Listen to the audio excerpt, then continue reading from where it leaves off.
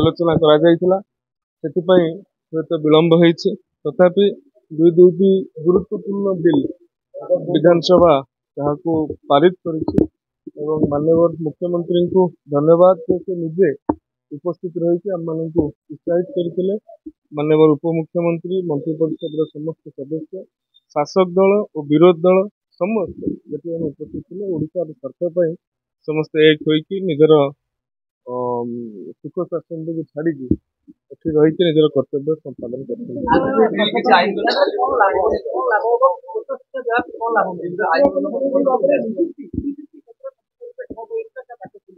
निश्चित भाव में आमर सरकार आसवा दिन ठारू आमर प्रयास थिला एक बिल प्रस्तुत करके निजुक्ति क्षेत्र में जो भाव में वैकेंसी अच्छी यूनिवर्सिटीज गुड़ाक तार वैकेंसी परिपूरण करने तथा शिक्षक समाज हाथ को आम क्यों भाव में स्थायीता प्रदान करवा एवं ओडिशार शिक्षक मानक शिक्षक समाज ही बाछिबे ये गोटे बड़ आकांक्षा मन में फलवती होती जो मैंने भी प्रक्रिया सामिल होते समस्त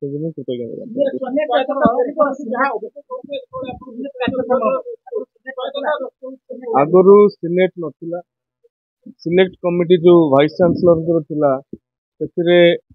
सरकारी हस्तक्षेप बहुत रोला एवं टीचर सिलेक्शन ओपीएससी माध्यम रे होता